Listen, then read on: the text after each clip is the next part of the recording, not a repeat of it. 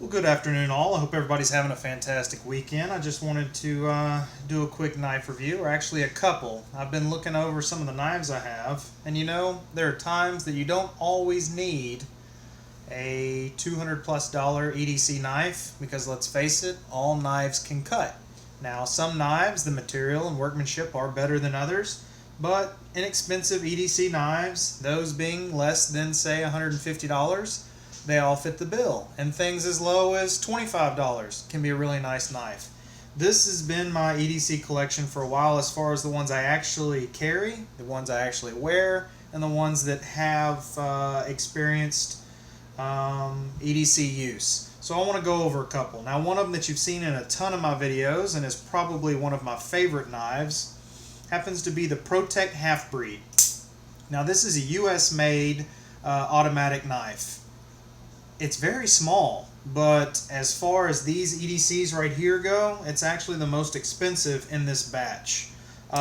This is one of my quite older EDC knives. When compared to, say, one of the newer ones, which would be the Buck, some of the Gerbers, this one is years old. So this one has a ton of service. So let's take a look at this one. I'll get these knives out of the way, and we will get started.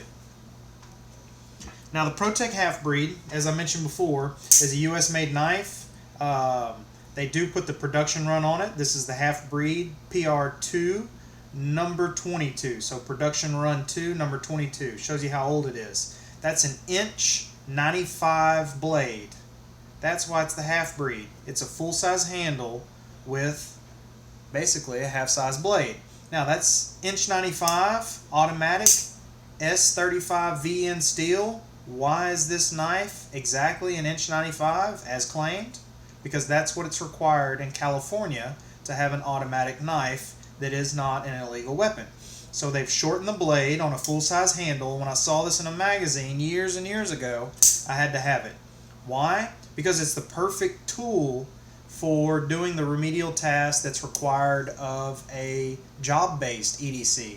Now, I have some other EDCs that are for self-protection, but this is not a self-protection knife. This is a, let's call it a work scalpel, because it is insanely sharp. That S35 VN, which in another video I mistakenly called it an S350, but I'm going to tell you what, as far as motors go, this one can run.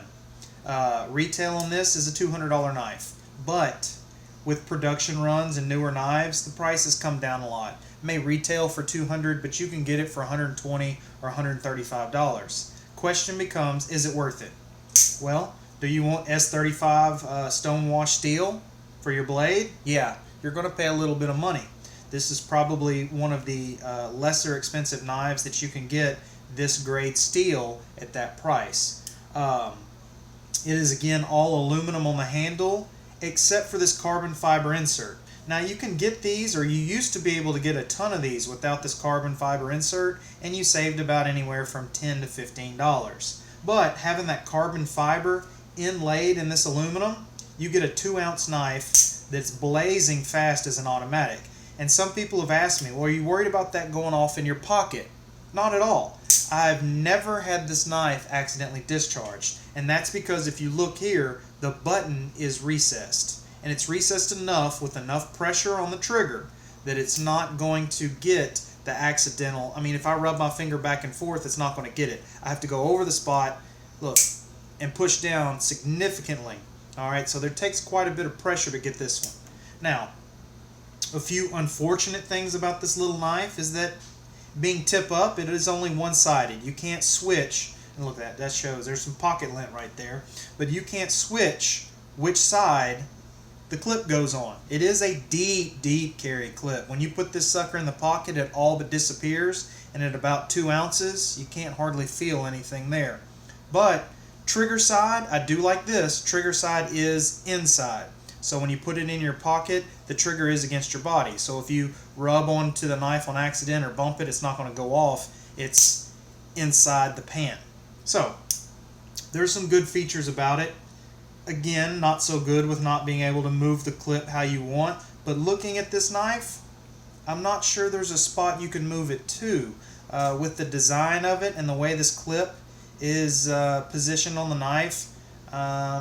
The carbon fiber takes up the spot where you would put the clip. You can't do it tip down. I'm not sure that you would want to with this design. I think they got it right, but versatility is one of the things that people appreciate. This is a right-handed knife only. I mean, if you were left-handed, you could carry it, but it's not going to be as comfortable with the ergonomics of it. Now, it's held up very, very well. It is a very, very well-built knife, but for the size, it is expensive. You do get materials that are, back in the day, were considered exotic steels, but let me tell you something. This thing right here, it's it's handled the test of time. It's been deployed thousands and thousands of times. It's never gotten slower. It's never sped up. It's been completely smooth. I can't tell what kind of washers are on this thing because looking inside of it, I couldn't see anything.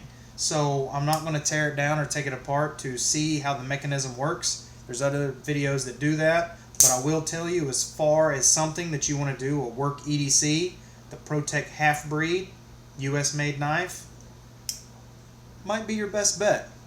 So if you're looking for something small with some exotic materials, you can get some really nice inlays. You can get different color handles. You can get some higher sheen blades. Anything like that you're wanting to do, there is the possibility of that. So go look at the Protech HalfBreeds. Look at the full size. They have different lines that are full size. Every one of them, every Protech knife I've ever handled or the Protech knives I own have all felt to be solid quality. So do yourself a favor, check out Protech. I'm going to continue my quest to explain my EDCs, and happy hunting. I hope you find one that fits your EDC needs. Thank you. Have a fantastic day.